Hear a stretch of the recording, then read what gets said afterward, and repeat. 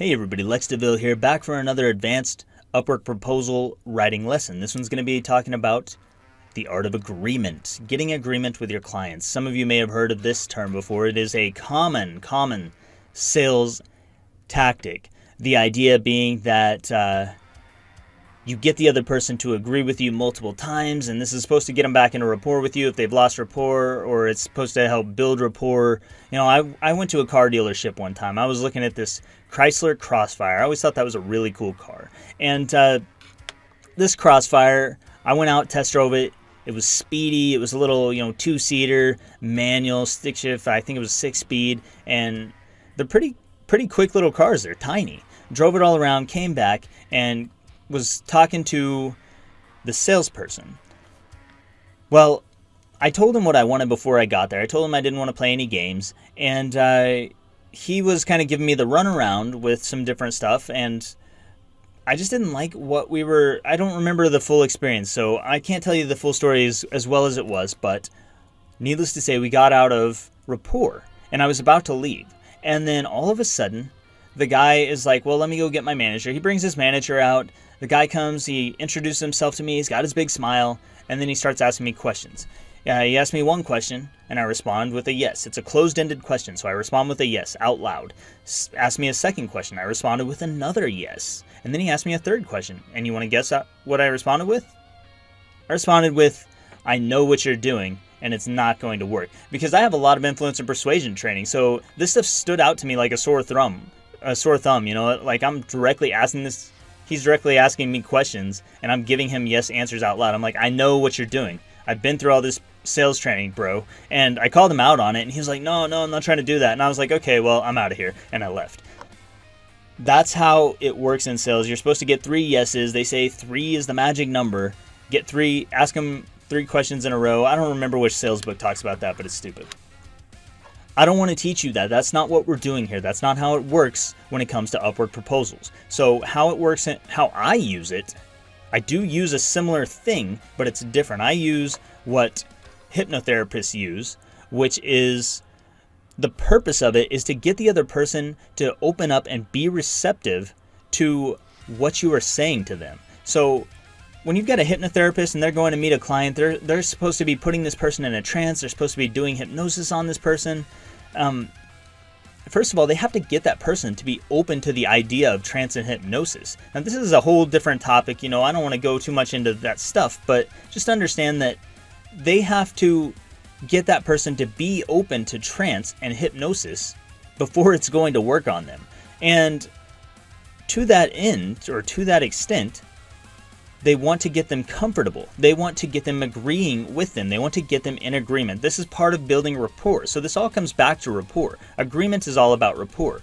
But what they end up doing is not asking direct questions. Sometimes they might ask questions and the person may respond yes, but it doesn't usually go that way. It's not like they're going to ask 3 yes questions in a row. And in your proposal, you won't be asking 3 direct closed-ended questions with the intent of getting 3 yeses in a row.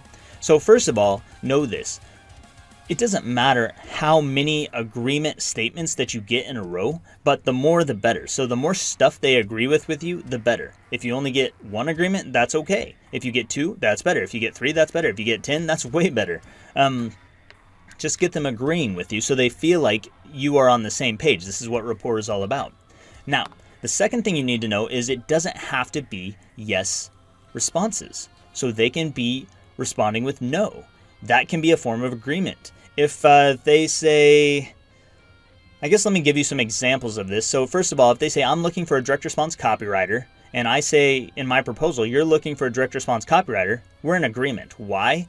Well, this is a little concept called the undeniable truth. And the way it works is pretty simple. It's an undeniable truth. They can't deny it. They are the one who said they were looking for a direct response copywriter. I'm just using their own words. I'm just saying what they said. I'm stating a fact that they believe is true in their mind. So when they read that, they're saying, okay, he's speaking my language. He's saying what I need. How did he even know that? It's crazy. It's like he's reading my mind. And then they say, I need this direct response copywriter. I need you to write some emails for my coaching funnel. And I say back, you need a direct response copywriter to write emails for your coaching funnel. he's going to agree again because that's what he needs. He's probably not out loud saying yes, but he's probably doing this right here, this little action right here. And you're not going to see that because he's just reading your proposal. But just know that it's probably happening. Now, you can get no agreement. You can get 2 yes agreements and a no. You can get 1 yes and 2 no's. You can get 1 yes and 10 no's. It doesn't matter as long as you guys are on the same page, you're agreeing about the same thing. So he says he needs someone to write emails for his coaching funnel because he tried to write them himself and they didn't go very well. So I would respond by saying you need a direct response copywriter to write emails for your coaching funnel because you tried to write them yourself and it just didn't work out very well.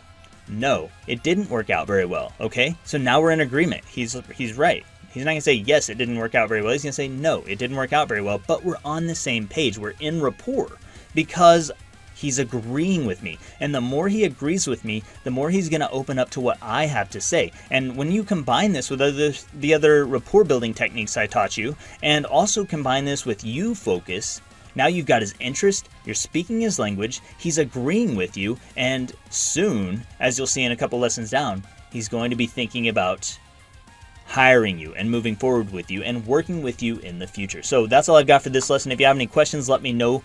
Comment down below or whatever you want to do, and I'll try to get back to you. You can drop in the Discord chat, all that stuff. I'm about to sign off with my YouTube call sign. Sorry about that. I'm Lex DeVille, and I'll see you in the next lesson.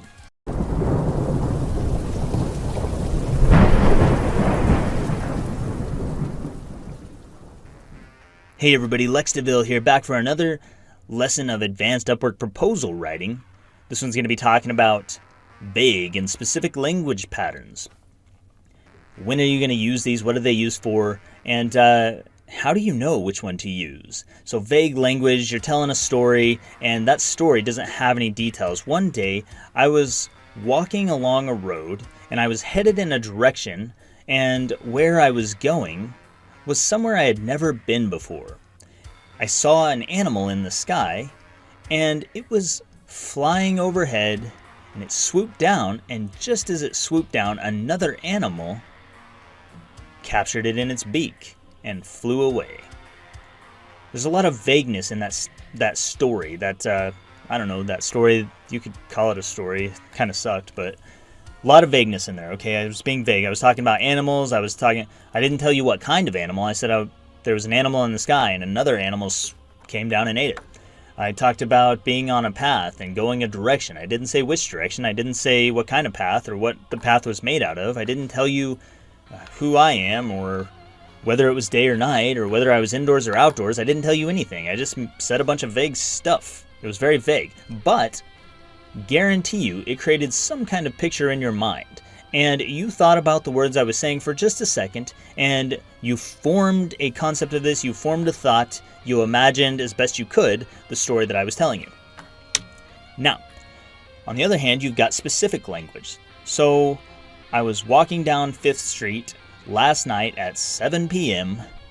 when a man with a name tag that said Robbie jumped out, wielding a very sharp blade. He screamed at me, "Give me all your money." And so I pulled out my wallet from my back left pocket, threw it at him as hard as I could, and took off running down 7th Street till my breath ran out and I ended up at my grandmother's house. My grandmother's Cindy's house. I don't have a grandmother Cindy, but my mom's name is Cindy, so whatever, it is what it is. And she's a grandma now.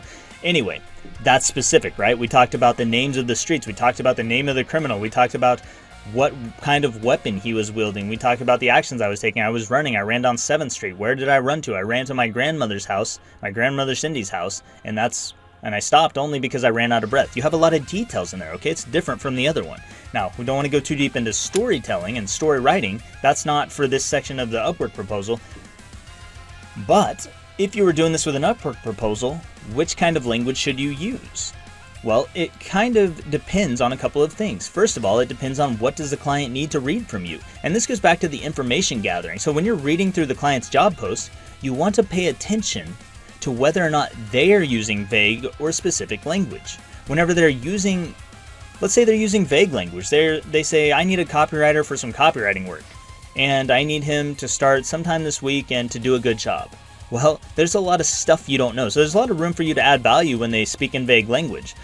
But you also need to consider that you might need to respond to them in vague language. So part of your response may need to be a little bit vague, and part of your response may need to be a little bit specific so you can add value. If they say they need a copywriter for some copywriting, for you to know if this is a good gig or not, and for you to be able to help them, you might say, I see you need a copywriter for some copywriting, or you need a copywriter for some copywriting. Can you tell me what specific kind of copywriting do you need? Do you need email copy? Do you need web page copy? And then you could list out a couple of specific things, and they're going to say, oh, I hadn't thought about that. Well, I do need some web copy, and I also have some email copy, and we also have some Facebook ads. So by doing that, you've helped them gain a little bit of clarity, where before they were vague. They just had a vague concept in their mind. You've moved them with specific language to being more clear. Now, some people are going to be really, really caught up in details. These people are going to use specific language. They might write a long proposal, and it might have a lot of little fine details in it, and they're getting caught up in these details. They can't see the forest for the trees. So for those people, you might use vague language. They're using specific language. You might use vague language to say, hey, yeah, I see everything that you're doing, and I can help you with that. I've got this. That's a pretty big high-level concept. If you say, I can help you with that, or I've got this, and you don't address everything, sometimes that can be what they need to hear. You just have to kind of play it by ear. And I want to put this in there just so it's in front of your attention. I'll kind of go into it more in a downloadable attachment, resource, whatever you want to call it.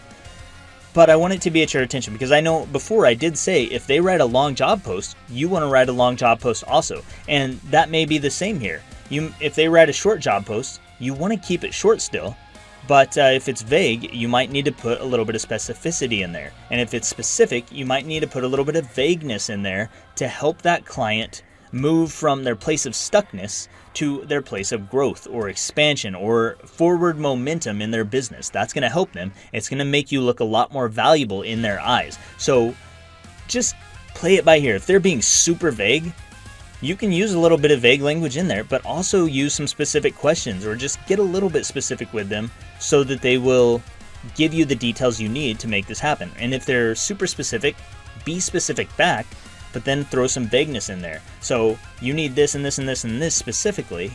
That's something I can help you with, because I've helped a lot of people with that. That's vague, and I'm saying that I've done that for them, and they're just feeling confident in me now because I've made it clear that I'm the person who can help them.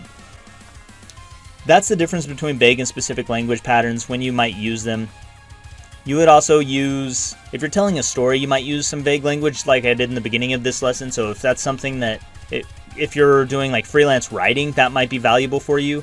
If you're a freaking web designer, you're a app developer, something logical and computerized, you're probably not going to be telling as many stories, but you might. I don't know, you might need to be more analytical to show your value to the client. So that might require more specificity from you. So just a few thoughts off the top of my head. But do what makes sense in the moment. Test out some different things. Test out different language patterns and just see what works. If you start getting good results with something, pay attention to that and use it more. That's vague and specific language. If you have any questions, let me know down below. Hit me up in the Discord chat, whatever. I'm Lex DeVille, and I'll see you in the next lesson.